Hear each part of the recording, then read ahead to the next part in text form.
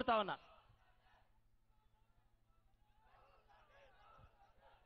సభాధ్యక్షులు, ఈ సమావేశం ఏర్పాటు చేసిన ప్రియ మిత్రులు మాజీ ప్రభుత్వ విప్ గండ్ర వెంకటరమణారెడ్డి గారు, పెద్దలు గౌరవనీయులు అఖిల భారత కాంగ్రెస్ కమిటీ అధ్యక్షులు, భావి భారత ప్రధాని రాహుల్ గాంధీ గారు, వేదిక మీద ఉన్న పెద్దలందరికీ, భూపాల్పల్లి నియోజకవర్గంలో మారుమూల ప్రాంతాల నుంచి పెద్ద సంఖ్యలో విచ్చేసిన నా అక్కలు, నా చెల్లెళ్ళు, నా అన్నలు, నా తమ్ముళ్ళందరికీ నమస్కారం.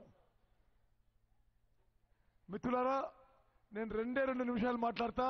రాహుల్ గాంధీ గారు మాట్లాడిన తర్వాత, ఒకటి, సింగరేణి కార్మికులారా, కేసీఆర్ మిమ్మల్ని మోసం చేసిన విషయం, మిమ్మల్ని దగా చేసిన విషయం మర్చిపోవద్దు. డిపెండెంట్ ఎంప్లాయ్మెంట్ అన్నాడు, ఇన్కమ్ ట్యాక్స్ ఎగ్జంప్షన్ అన్నాడు, కాంట్రాక్ట్ టెంపరీ వర్కర్స్ రెగ్యులరైజేషన్ అన్నాడు, డిస్మిస్డ్ ఎంప్లాయీస్ ని వాపసు తీసుకుంటాడు. మీ ఇండ్ల సంగతి, మీ పిల్లల విద్య, ఆరోగ్య సంగతి అన్నిట్లో కేసీఆర్ మోసం చేసిన విషయం ఒక్కసారి గుర్తుపెట్టుకోవాలని చెప్పి మనం చేస్తా. సింగరేణి కార్మికుల వల్లనే తెలంగాణ రాష్ట్రం ఏర్పడ్డది.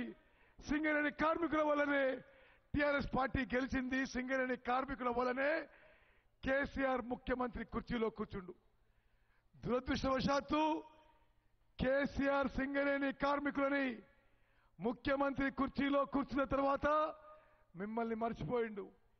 ఈ రోజు ఈ వేదిక నుంచి రాష్ట్ర కాంగ్రెస్ పార్టీ అధ్యక్షుడిగా మీకు మనవి చేస్తున్నా, తెలంగాణలో రాబోయేది కాంగ్రెస్, తెలుగుదేశం, సిపిఐ, తెలంగాణ జనసమితి కూటమితో ఏర్పడ్డ ప్రభుత్వం 11 డిసెంబర్లో ప్రమాణ స్వీకారం చేయబోతున్న విషయం మీ అందరికీ మనవి చేస్తూ, రాబోయే కాంగ్రెస్ ప్రభుత్వంలో సింగరేణి కార్మికులకి న్యాయం చేస్తాం.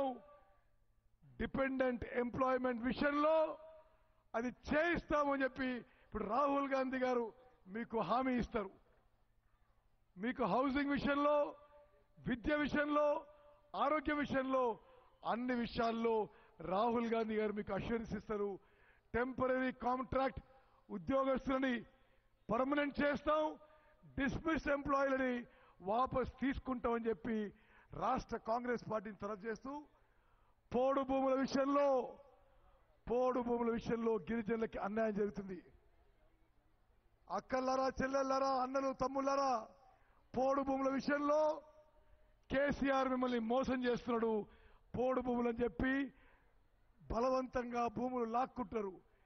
మీ అందరికీ పోడు భూములకి పట్టాలిస్తుంది రాబోయే కాంగ్రెస్ ప్రభుత్వం అని చెప్పి మీకు మనవి చేస్తూ ముగించుకుంటున్నాను. అదేవిధంగా రాబోయే కాంగ్రెస్ ప్రభుత్వంలో పత్తికి 7,000 రూపాయలు పెట్టి కొనుగోలు చేస్తాము అని చెప్పి మీకు మాటిస్తున్నాం. మిర్చికి 10,000 రూపాయలతో కొనుగోలు చేస్తామని చెప్పి మీకు మాటిస్తూ ముగిస్తున్నాను. జై హింద్, జై కాంగ్రెస్. అందరి చేతులెత్తండి. రాహుల్ గాంధీ గారి నాయకత్వం ఢిల్లీ వరకు వినపడాలి. రాహుల్ గాంధీ గారి నాయకత్వం. హస్తం గుర్తుకే చేతి గుర్తు.